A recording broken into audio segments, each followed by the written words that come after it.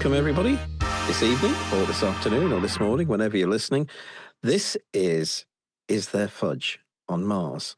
You know, today we're going to be tackling something which doesn't really need tackling. It's just a bit of fun, to be honest. We're looking at our heroes and our villains, the people who have had a positive impact in our life and the people who possibly have been negative or we just can't stand. So I think we're going to be able to just let rip with this and have a lot of fun with it. And I guess it may also get you thinking about who you like and who you don't like, your heroes and villains. And I suppose at the end, we've got to be a bit spiritual. So we might also think how we are meant to deal with our heroes and villains. You know, what our responses should be, because we don't want hero worship and we don't want villain hating, do we? Anyway, it's the normal three here. It's David Jones, Stephen Maltz. Oh, I call him Steve normally, but yeah, we'll go for Stephen Maltz. No. Otherwise known as Mr. Mozzarella. Apparently. He's been to Italy recently. And myself, David Shepherd. How are we going to do this, guys? Do you want to just kick it up? You're in charge. We are at your mercy. I'm at your mercy. Steve, go on. I like the idea of transitions, like villains who become heroes and heroes who become villains. Yeah. So I'll kick off. I'll kick off with one which is kind of an interesting one. It's a very unlikely one, and see if you guess who I'm talking about. So, very much a part of the new wave punk movement back in the 70s. In fact, probably the spokesman for the whole movement. Tom Robinson. No. Jonny Rotten. Yes. That's from someone that's not even into pop music. Jonny Rotten, also known as John Lydon. Oh, right, okay. Now, at that time, he was public enemy number one, wasn't he? With his snarling face and his lyrics about, you know, God save the Queen, fascist regime and anarchy in the UK and all this sort of stuff. And of all the antics he got up to and his group got up to, and very much a hate figure, certainly from the establishment and certainly from people like me who appreciated real music at the time. Do you remember that time when he was on a television program, I think, with an interview called Bill Grundy? Bill Grundy, yeah. And they all started swearing and spitting. And those were the days. Bill Grundy forced them into it. And it was interesting seeing some of the words they used. He said, you rotter. He uses words like that. But anyway, in terms of villains to heroes, because I don't know if you know his story, but he married quite young to this lady who was, I think, 14 years older than him. She was a publishing heiress from Germany. Well, the thing is, they stayed together. Yeah. Right until she got Alzheimer's a few years back, and he nursed her. Yeah. And he was totally dedicated to her, and he refused to put her in a home. And she virtually died in his arms. And I just saw a couple of quotes. He said, Nora has Alzheimer's. I'm her full-time carer, and I won't let anyone mess up with her. For me, the real person is still there. That person I love is still there every minute of every day, and that is my life. It's unfortunate that she forgets things. Well, don't we all? I suppose her condition is like one of a permanent hangover. It just gets worse and worse. But he just stuck with her, and that is so counter his image. So he wrote a song, didn't he, for Eurovision, which was all about her. Really? Yeah. Well, that's a funny thing in itself, him writing for Eurovision. I know. Almost unbelievable, isn't it? So in the opposite to, was it Room 101? Was it the opposite, you know, things I would not put in Room 101 would be Room 666. Was it Room 6? Well, in this case, it's villain to hero. So it's like the opposite of that, and that's all right. Jonny Rotten. 333 then. Yeah. So here's my first my first offering. So I think that's great, Steve. Yeah. It's a really good one, isn't it? Yeah. So really, that means he's got two in one go. He loses one strike. Oh, don't mind. I'll just listen to what you strikes. Follow that then. Come on then. Go on there, David. Well, I began in the usual fashion by thinking of definitions, first of all. I mean, what do we mean by a hero and what do we mean by a villain?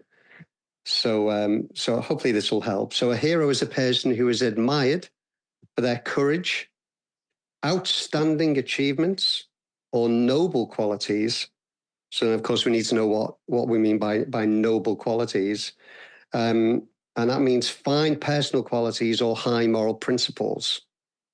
So I think we can all get that. And I guess the most obvious one is, a sort of First World War, Second World War hero, laying down his life for the country and for the freedom of others. And then a villain is a bad person who harms other people. In contrast to a hero, a villain is often characterized by the acts of selfishness, evilness, arrogance, cruelty, cunning. We could definitely look at that, being very sly, and immoral behavior that can oppose or pervert justice. Wow. So, I'm not sure I took account of those definitions when I was thinking about my heroes and villains. Not really. Well, no, I mean, I began by just thinking of sort of fictional heroes, really, before I got into it in a bit more detail. So the ones that spring to mind are ones that I think we may have mentioned previously when we did one podcast on people who inspire us.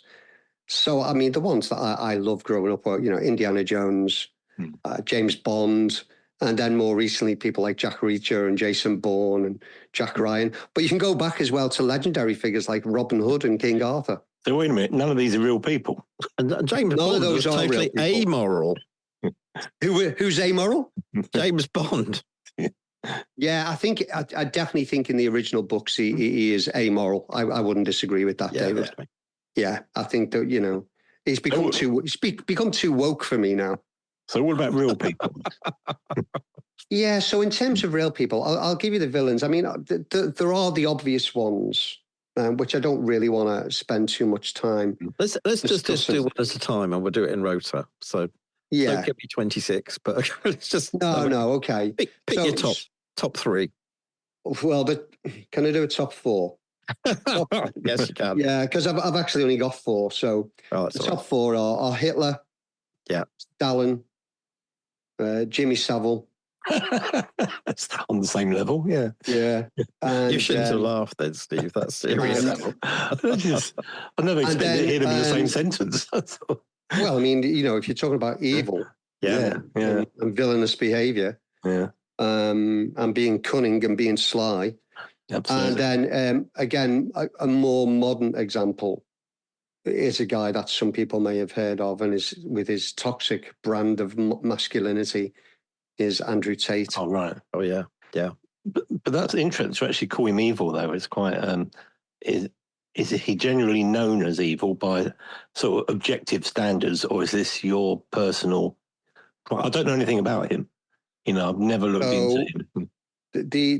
The evidence, we've got to be careful. So allegedly... Yeah, allegedly. Allegedly, he and his brother for many years were either making or distilling pornography and are currently on charges of trafficking women across Europe for sexual favors. So, his brand of toxic masculinity. I understand why he appeals to certain young boys who maybe don't have any role models. But that's the thing about it. He's set himself up as a role model. Yeah. It's like, be like me, as an influencer. That's the evil side of it, I imagine, is the effect he's having on other people. Absolutely, Steve. And I just think he needs to be usurped pretty quickly. Yeah. He was arrested, was it in Hungary or Romania? Romania. It's interesting what you said about Jimmy Savile, because... And I sort of laughed to see putting him on the same level as Hitler. But the thing is, Hitler was evil through and through, and everyone knew he was evil, and he gloried in it. But Jimmy Savile lived this pretend life. Yeah. No one knew how evil he exactly was. And that sort of makes it worse in a certain sense. And that he got away with it, didn't he? Yeah. Yeah, he did. Yeah. He did. And it was interesting. Joe and I have been having some interesting conversations over the past couple of weeks because of the Huw Edwardes scandal. Yeah.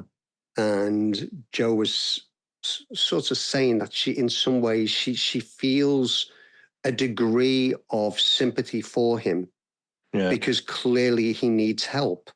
Yeah. he clearly needs help.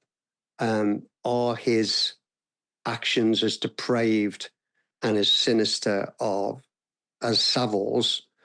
And do we really want gradations when we think about, sin and evilness?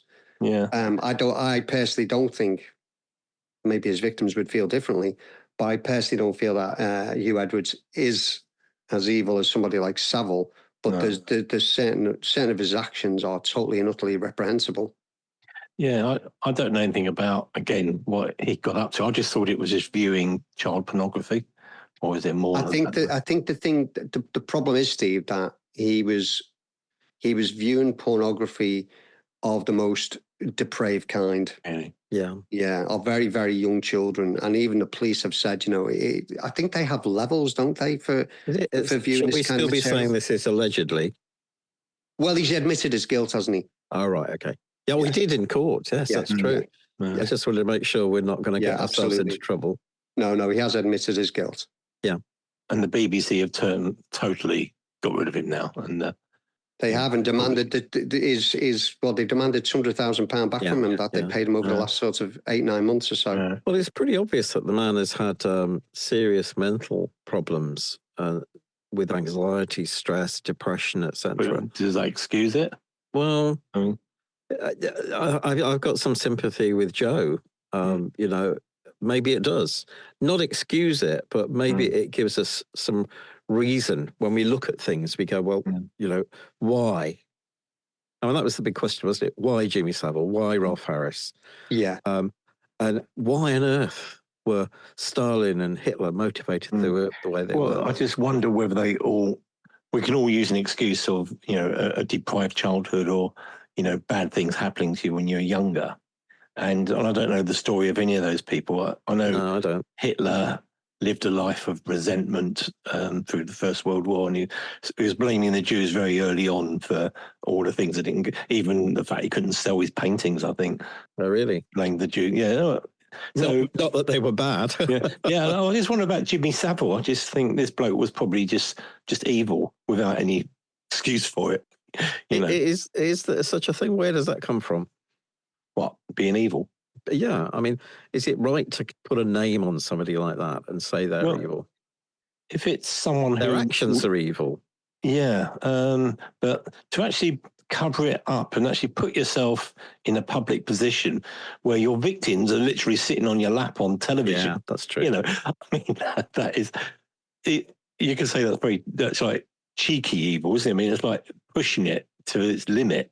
Yeah. Especially when you and there's this funny scene, I think they're showing it on YouTube or something, where is it Jim will fix it, and I think Gary Glitter, someone won a ticket to go and see a Gary Glitter concert.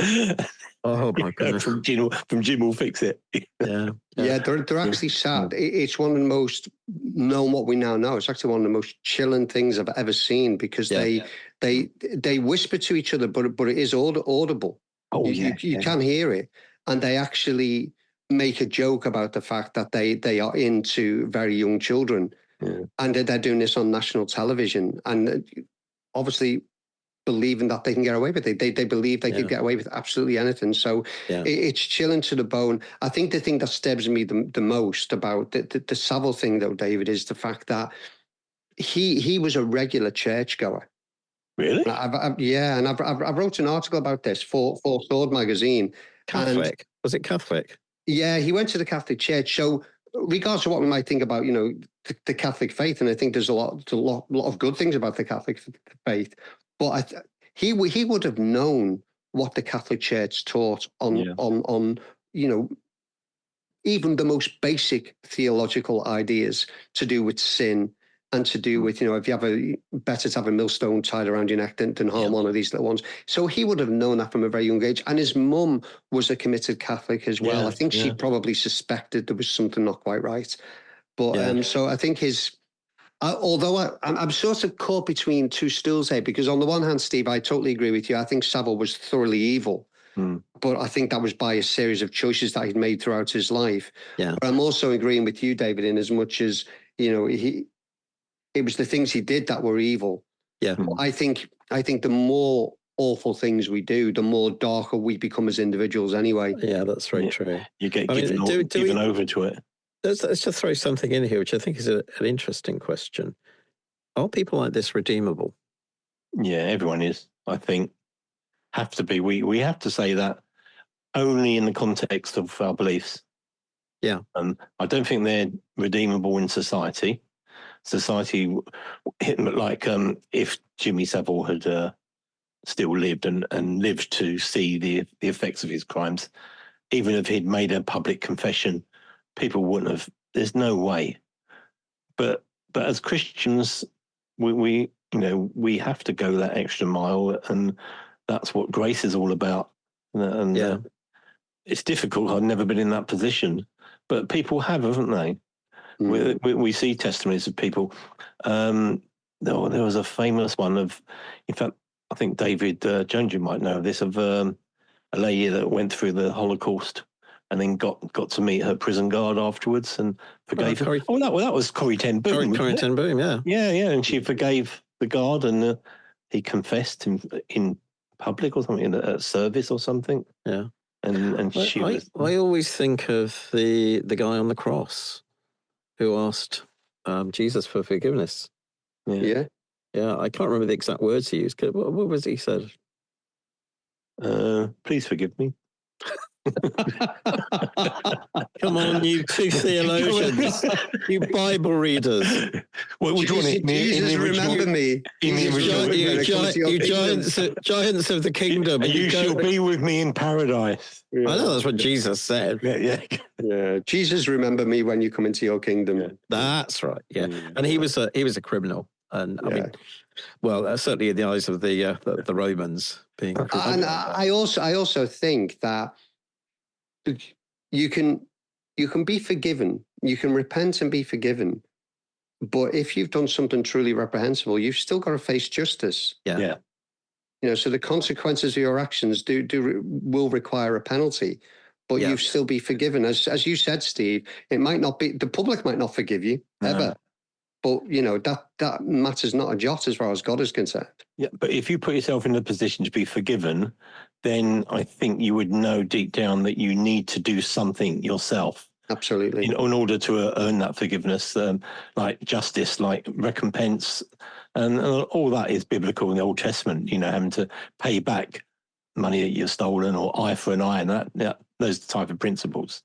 So I think the thing is, grace is free, but actually there has to be that integrity in the heart when somebody does repent or ask for forgiveness. Actually, I'll just think of a good example. I know David Jones will know better than me, but Jonathan Aitken. Oh, yeah. Yeah, good example. So crooked politician, goes to prison, and then he finds God in prison, I think. He does. And then works for the prison system afterwards voluntarily. Yeah. So there's an example. Yeah.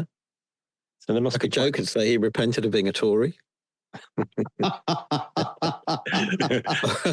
I'm not going to say that because that would be, I would be biased. You can't do that to poor David Jones. He's living under a Labour MP at the moment. Yeah. I'm going to change the tack because you guys have taken this so far very, very seriously. I'm going to say that my first villain is Dick Dastardly. I never followed that one. I know. Please expand. Who is Dick Dastardly for those of the wrong generation? Oh, come on. You were that generation. It was in the 1968 TV series, Wacky Races. I never liked that. Never watched it. And I absolutely loved it. Who was that, David? I loved it. Yeah. But to be fair, that might have been more to do with Penelope Pitstop. You would love Penelope Pitstop at that age. Yeah. I preferred Lady Penelope. And of course, there was always Muttley as well, wasn't there? Wasn't Muttley great? Dastardly's catchphrase in the cartoons was, "Muttley, do something! Drat and double drat!" And occasionally triple drat or curses. Wait a minute, is he a hero or villain? He was a villain. Oh, villain. Well, I think Muttley was the lovable rogue. He was a dog, wasn't he? Yeah, and I'm going to return to that theme later about lovable rogues. Lovable rogues. For Steve, who doesn't know what it was, what it was all about. No. I'm just going to tell you, I'm going to read this from Wikipedia. So Dastardly was one of the drivers who competed in each episode for a place in a long and hazard-filled cross-country road rally. As his name implies, Dastardly aimed to win solely through cheating and trickery. His race card numbered 00 and named the Mean Machine featured all sorts of devious traps for him to use against his opponents. Interestingly, it was inspired by the film The Great Race. I don't know if you remember that. With okay. Jack Lemmon was in it, and the Dastardly character was derived from Jack Lemmon's character, who was Professor Fate. Wow. And in the cartoon series, Dastardly wore old-fashioned races gear, a long blue kind of overcoat, often worn, by early motorists, along with red gloves, a large striped hat with driving goggles attached, sporting a very evil handlebar moustache. And he was aided in his schemes by... How can a moustache be evil in itself? We referred the Right Honourable Gentleman to Adolf Hitler's moustache. Yes. Well, it was a handlebar moustache, so that's a great big long one, isn't it? Yeah. And he was aided by his sidekick, a scruffy anthropomorphic dog named Muttley, who had a distinctive wheezy laugh heard most often when Dastardly's schemes failed. Despite Dastardly and Muttley's attempts, the double-dealing do-badders, as the opening narration of Wacky Races describes them, failed to win a single race. I mean, he was so evil. He did everything he possibly could to stop all the others in the race from winning. And he never worked. Are all your villains, David, animated ones? No. Okay. No, I've got... Shall I tell you my second villain? Yes, please do. And you might not remember this guy, actually, David, but I think Steve will. Mick McManus. Oh, I do remember Mick wrestler. McManus. Wrestler? Yeah. But that's pretend evil, isn't it? Well, I think possibly. But, I mean, he was the man that you loved to hate, wasn't he, when he was doing wrestling? And this was back in the 1960s, maybe early 70s. Is that the time of it? Big Daddy, was it? Big Daddy or Giant Haystacks? Yes, it would have been, yeah. Giant Haystacks, Jackie Pallo, and a pile of others. And he was known, I didn't know this until I did a bit of research, he was one of the most notorious heels in British wrestling history. Heels. Do you know what a heel is? Right. In professional wrestling, a heel is a wrestler who portrays a villain, bad guy, evildoer, or rule breaker, and acts as an antagonist to the faces who are the heroic protagonists or good guy characters. So it's basically an actor, really. It's all acting. I don't know. But basically, you boo him and you jeer him all the way through the wrestling match, and he does things like throwing things at people and snarling. That's when they used to have wrestling on Grandstand quite regularly, didn't they? Saturday afternoon.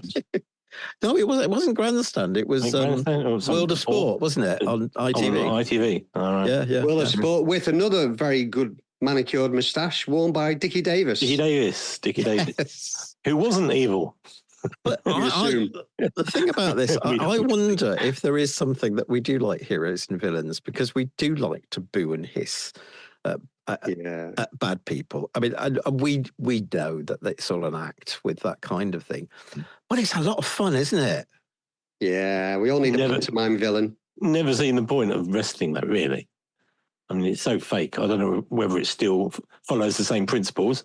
Perhaps it does, but it's more extreme now, isn't it? When you see stuff, you get barely clad women sort of wrestling each other, and or women wrestling men. I mean, I've seen that on YouTube.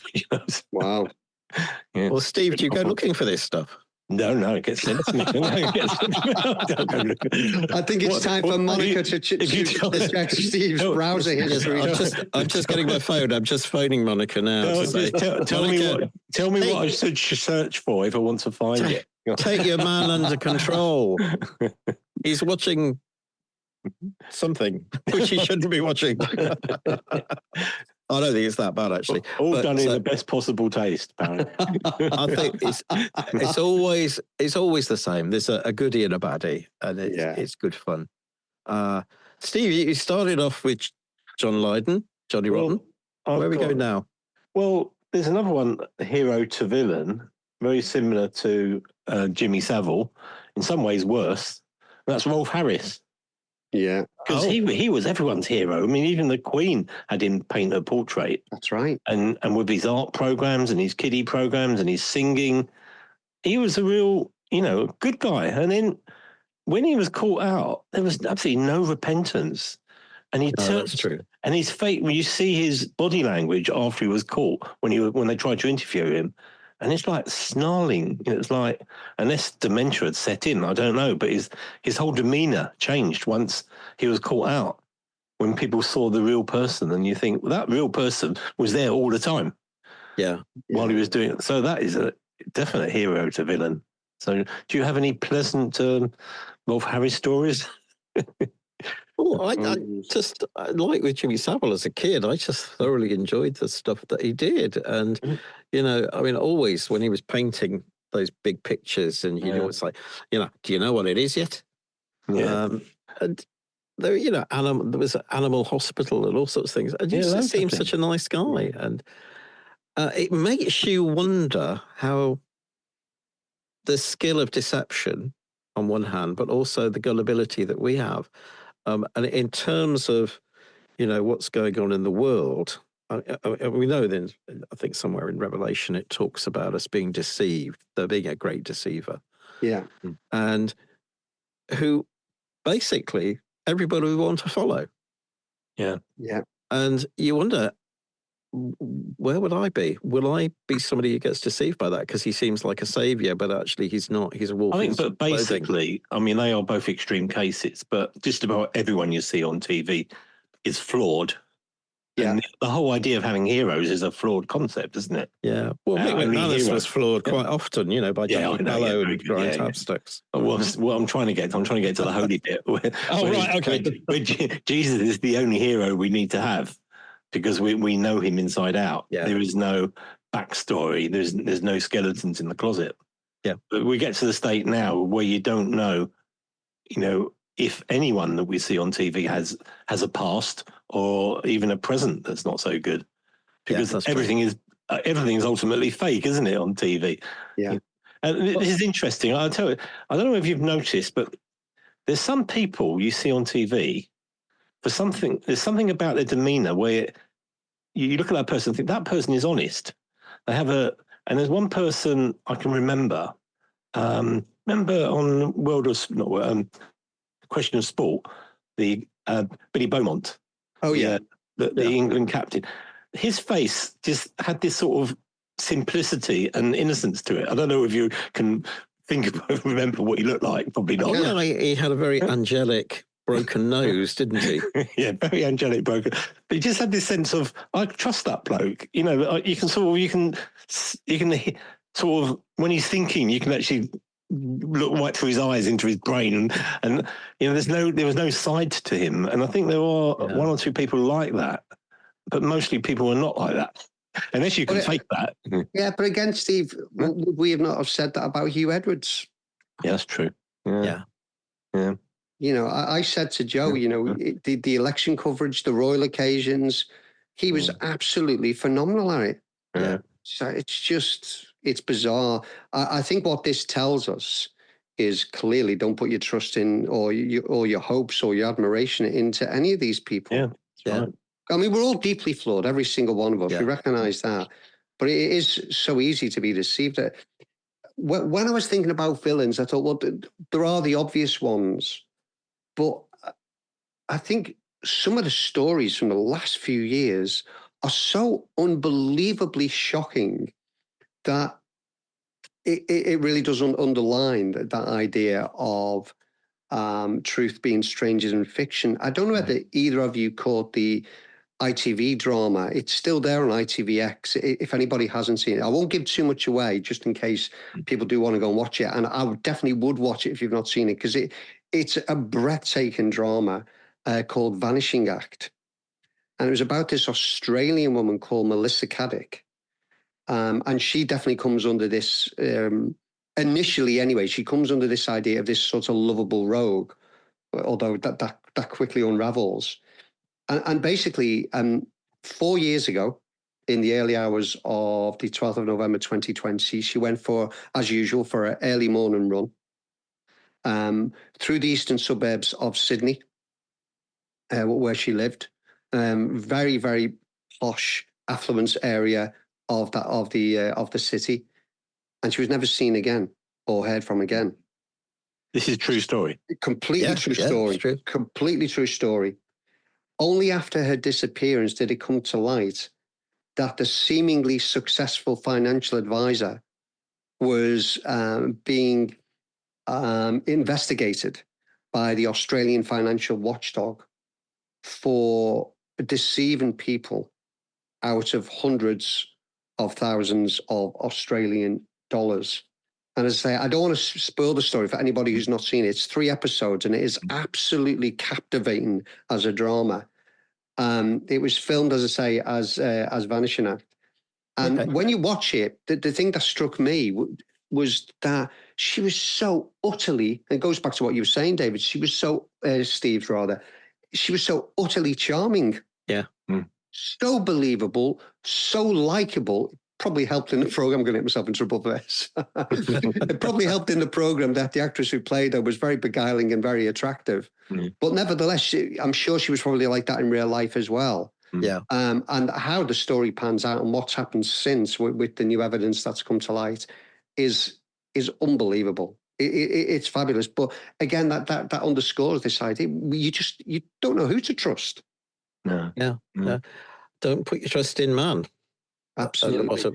The interesting, this is one of my phrases now. I love saying that it's interesting, but it is interesting that certainly if people are damaged in some way or another, they often put on a mask to hide who they really are. Yeah. I think, what we're talking about is an integrity in people where what you see is what you get. Mm. And I think that's hard for all of us to actually portray that level of integrity. But it's worse. I mean, it's worse in the world in which we inhabit, which is yeah. No, I'm saying the Christian world. I was going to go on to my. I was going to go on to my last villain. May I do that? Please do. Yeah, please do. And that's apostolic prophetic movement prophets. All of them. All of them. I concur. That's a broad sweep. Well, I'm gonna say, there must be one or two good ones. Well, there might be. From my experience, I just think there's a level of deceit. I think there's a level of misleading of people and leading of people to places where they just shouldn't be.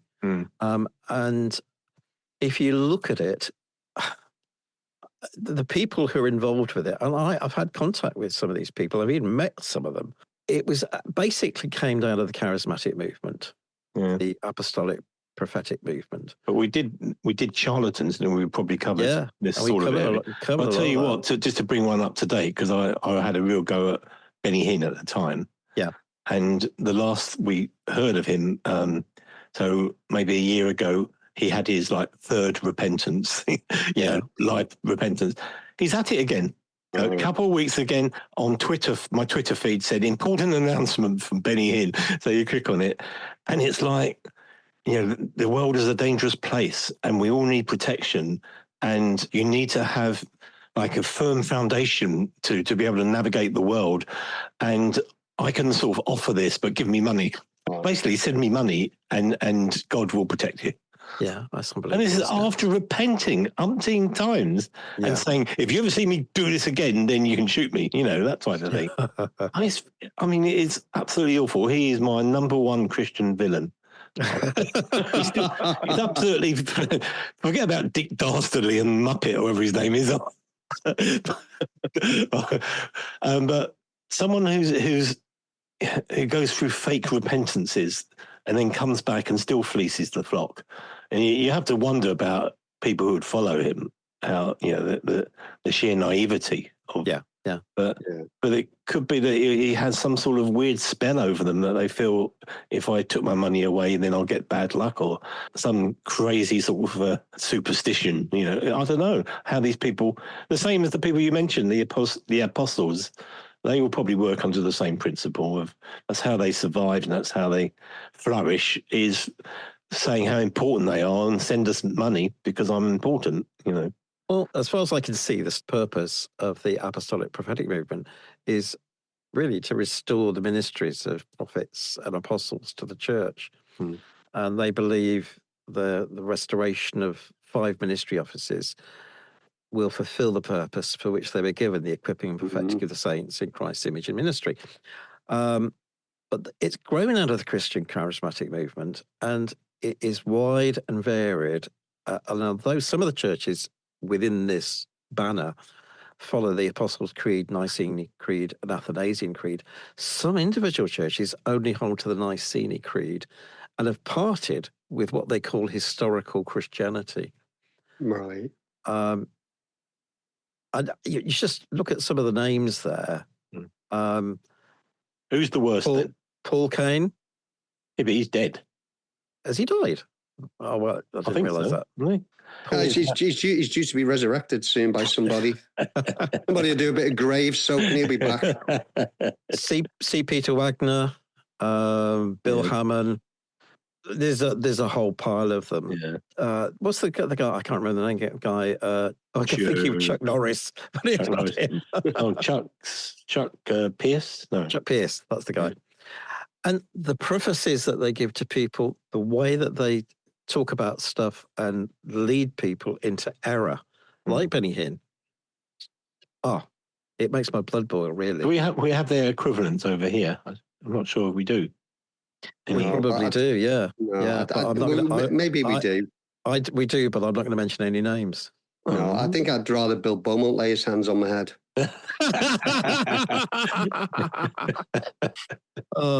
He might crush you. He's got a very strong grip. Oh, well, it probably did me less harm than those guys you've just mentioned, David. Yeah. Well, you've got other people like Patricia King and Lance Wallnow, if that's how you pronounce his name. And they sort of all came up with this thing about the 7 Mountain Mandate. Oh, that. Yeah. Which you heard about, Steve, haven't you? I've written about it. Yeah. Yeah. What did you say about it? Interesting. How did you? I used it for my own purpose. I took it out of context. Good man. But it's the only way to do it. I got another, before I forget, another hero to villain, and this is subjective. This is before you go there. Kansas City Prophet. All of the Kansas City Prophets. Yeah, well, that was Paul Kane, wasn't it? Paul Kane was one. A whole pile of others. I'm moving out of the Christian sector back into the sporting sector. Oh, yes. And I'd include Gary Lineker. Wow. Gary Lineker was a hero, and he did well for us playing for England and scored those 3 goals in that game, whatever World Cup it was. But since he's become basically the head honcho at the BBC and untouchable, he's felt able to be able to proclaim on all sorts of subjects. Even when they tell him off, he still does it.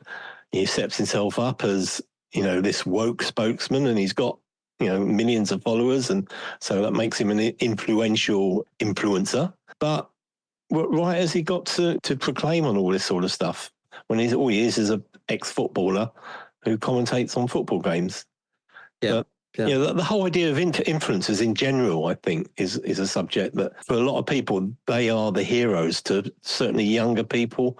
And it could be just someone who just flounces about showing their handbags off, and then whatever they say about dieting and world affairs, it suddenly becomes very important because they are an influencer.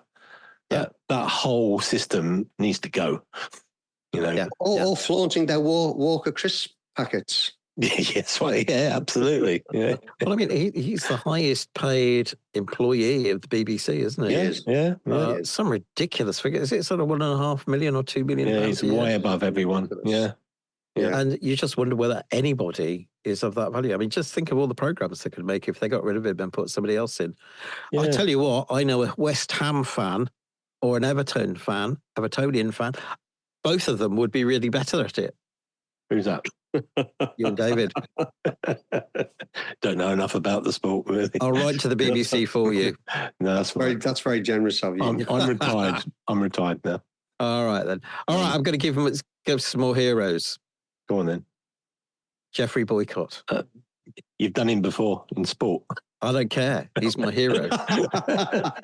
I will mention him whenever I can. I mean, he's still alive, isn't he? only just. Only just. He's just been in hospital actually with quite serious illness. But he's aged 83 now.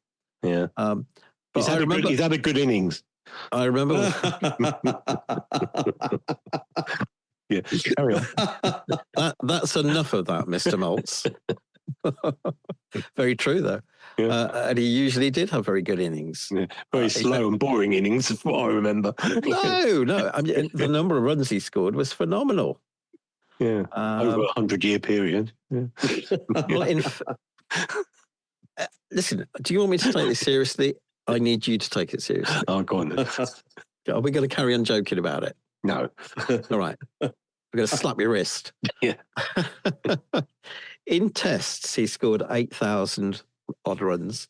In first class, he scored over 48,000 runs. And I don't know what LA is, but I think it's limited over or something. He scored over 10,000 runs. He was an amazing guy. And he was stubborn. He was difficult. He was somebody who was a bit like Marmite, I think. You either liked him or you hated him. Mm. But he always spoke the truth. Where if he said something, he said it because he meant it. And he said it because he meant it. And also, his knowledge of the game, cricket, was so vast. He actually had a lot to say that was of incredible value to and his observations of the game when he was a commentator were absolutely brilliant. So yeah, I loved him to bits. And I remember when he was, when I was really young, I used to see him go out to bat, and he always used to bat with his collar turned up. So when I went out to bat at school, I always put my collar up, my shirt collar up, because I was, trying to imitate my hero.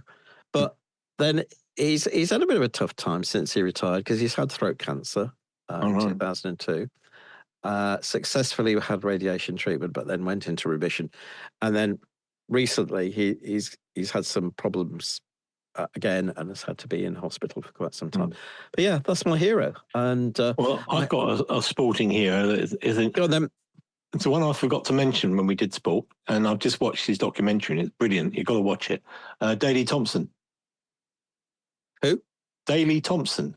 Oh right. Oh, you don't know Daley Thompson? He's probably he's probably unofficially the best sportsman we've ever had in this country. Never heard of him. I can't believe that. David, have you heard of Daley Thompson? Of course I have. David. Obviously he's joking, isn't he? He's David. You are joking. You are joking. Yeah, of course. If you're happy to show your ignorance, you mess me around. I'm messing you around. But you're making yourself look like a fool. Well, that makes two of us then. Joking aside, he's done a documentary. Yes, on the BBC, and it really is worth watching. I've actually watched it twice. Monica saw it as well.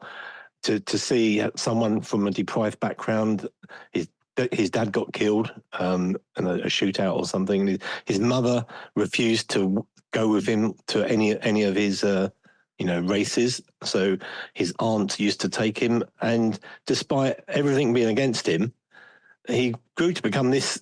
He was absolutely unbeatable over like an 8-year period. Yeah, he won the gold in 2 Olympics. So he would have won in the 3rd, but he got injured in the heats, I think, and couldn't do it. But apart from that, his personality, he was a total rebel. He whistled during the national anthem. He made jokes about Princess Anne. He insulted all his competitors. It was great. He was a real person.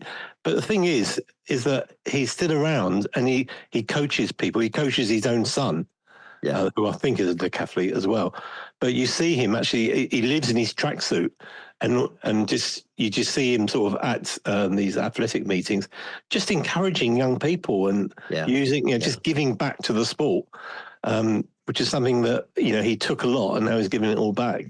I'll give you that one, Steve. Yeah. I think the other thing, Steve, isn't he still best friends with one of his main German rivals? Yeah, that at the end, that was so moving. The bloke he used to insult constantly during the Olympics, this Man Mountain from Germany, looked a bit like Dolph Lundgren, Yeah, that's right. I've got his name now, but Jürgen Hinkson, I think. Right. But you see them as two old men hugging each other, right at the Yeah. end of the documentary. So I think that's a great one. Yeah. It sort of leads right into the guy that I've got two people. I mean, because I've spoken at length when we did inspirational figures about other people. I do want to mention one that I probably mentioned at the time, but I think it's worth rekindling my admiration for him here. Obviously, we've just had the Paris Olympics, and it was just this past Sunday, the 100th anniversary since Eric Liddell won the 400 meters at the Paris Olympics. Chariots of Fire. Yeah. Chariots of Fire. And I tuned into Radio 4 on Sunday morning because their Sunday worship program, whole program was dedicated to Eric Liddell. Okay. And they did the broadcast from Morningside United Church in Edinburgh, where Eric worshipped during his studies in the city. And they interviewed some of the people who knew Eric Liddell at the time. And what came across was that not a single person, we've spoken about some of these awful characters, even people we thought we could trust. Not a single person ever had a bad word to say about Eric Liddell. He lived out his faith, and he definitely walked the talk. And he completed the race. And he completed the race beyond a shadow of a doubt. Yeah. And the thing that I loved, one of the stories that came, two stories that came through. First of all, that David Putnam, when he discovered his story and then obviously made Chariots of Fire, David Putnam wasn't a Christian, but he was just so fascinated by this guy's story. And then obviously he also discovered the story as well about Harold Abrahams, which formed, the basis of the movie. Yeah. But the other thing that was wonderful was that Eric Liddell was teaching in Edinburgh. And when he taught his very last lesson, the whole of the student body who loved him so much insisted that they carried him on their shoulders, the rest of them all cheering him, all the way to Edinburgh Waverley Station, where he was going to board the train and then eventually board a boat that would take him to China, where he would serve as a missionary. So what an extraordinary individual. To me, that's what a hero looks like. It's the effect they have on other people, isn't it? Yeah. Absolutely. Yeah. I feel I might throw one of my heroes away now. Yeah, beat that. You can't beat that, can you? Yeah, no, you've eclipsed my heroes. You might have to end on high then. Yeah. Well, I was going to say Superman. But I forget that. But I'm going back to cricket. Because I watched the programme this week. It started last night, I think it was, or the night before. Field of Dreams, but Freddie Flintoff. Okay. And most of you will know that he's had problems in his life with drink, bulimia. He was very successful playing for England.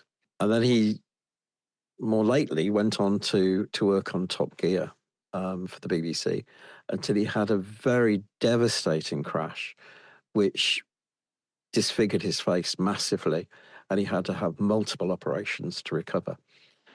But the interesting thing is that the year before that, I think it was I can't remember the exact year, but he had been working with some young lads in Preston who were kind of lost, had no real qualifications, no hope, nothing. And he took them and tried to mould them into a cricket team, and it actually changed their lives. And his plan was, before he had the accident, to take them to India on a tour, which was quite amazing, really, because most of them had never been abroad or been in a plane or anything like that. And a lot of them, they've got serious problems. Anyway, one of the first things he wanted to do after he'd got to the point where he could at least start to think about a future, and he was out of action for about a year, was still to take these kids to India. And he did it. And watch the programme. It's so inspiring. He was a hero of mine before, even better so, just of the way he deals with these kids, how he seems to just love them and wants to really help them get a foot in real life and move forward. And there's a little bit in the programme where he's lying in his bed and his face is just mangled.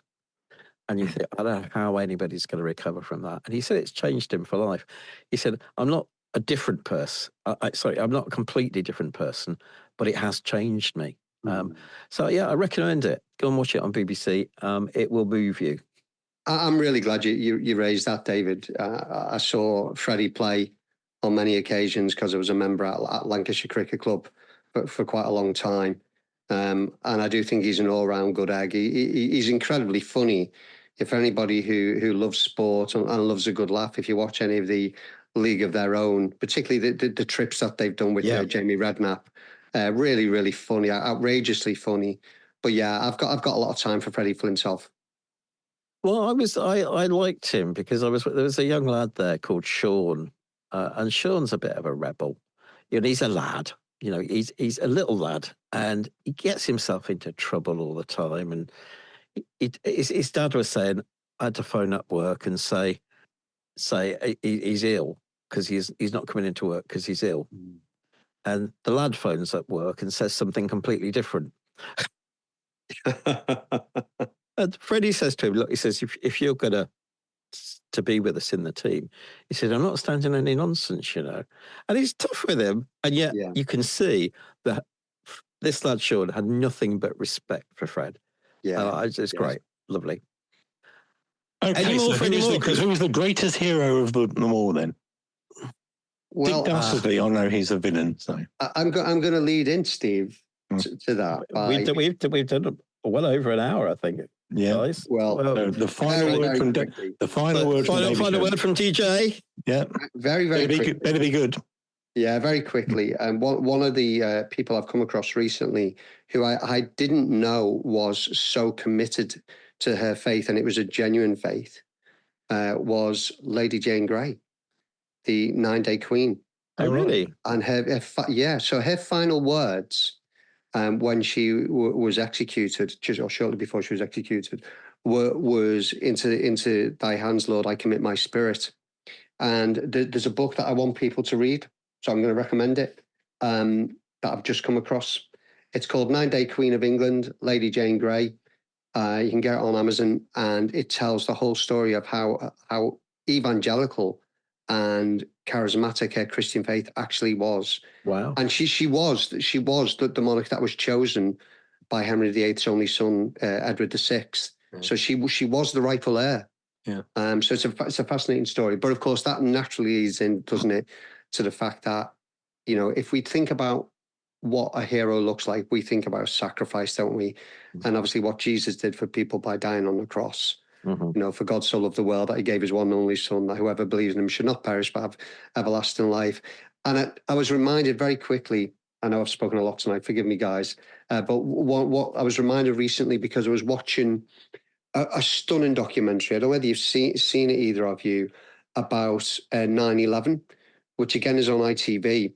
And it was filmed by members of the public. So it was I'd never seen this footage before. It was their reaction to the events of that day. It's still on there. I'm sure if you I can't remember the name of the documentary now, but if you just type in 9/11, I'm sure it'll come up. But even after the South Tower came down, the North Tower stood for another half an hour, even though the North Tower had been struck first. That long? Yeah. So and even half an hour after the South Tower had come down, those firefighters were still going in to that building to try and rescue as many people. And they weren't thinking to themselves, well, I wonder whether somebody in there is Hindu or Sikh or Christian or atheist or black or white or wherever it might have been. They were thinking people need rescuing. Yeah. And emergency service workers, that's what they do all the time. When everybody else is running away from danger, they're running into it. And that's exactly what Jesus did. He ran into the danger of the cross because he wanted to save us. And that's what a real hero looks like for me. Absolutely. Good ending. Just for people's information, the program that you're talking about was called 9/11 Life Under Attack, and it is available on ITVX. Yeah. So Cheers, people David. can find it if they want to. I'm going to throw this in at the end, in contrast to Lady Jane Grey, in that Marie Antoinette, who was certainly a villain in many respects, certainly to the French people, she eventually was executed, and her last words were, "Pardon me, monsieur, I did not mean to do that." And it was because she apparently stood on the executioner's foot And, with that, And on that bombshell, on that bombshell, we will close. Say goodbye, David. goodbye, everybody. Say goodbye. That sounds like Sooty, doesn't it? Bye-bye, everybody. Bye-bye, Sooty. Bye-bye. Yes, say bye-bye, Steve. Bye-bye, Steve. And it's bye-bye from me, David Shepherd. We'll catch you next time. Do put comments on saltshakers.com if you wish, and we will love to receive them. Oh, by the way, we're going to try and answer them now. I tackled Steve this week and said, look, Steve, have you been replying to people's comments? And he said no. I thought, what a naughty boy. So I'm going to try and do that. We'll try to make sure that if you do you're put committed to it now. So I'm committed. Well, I should have been committed years ago. Yeah. Listen, bye for now, everybody. We'll catch you again soon. Bye-bye.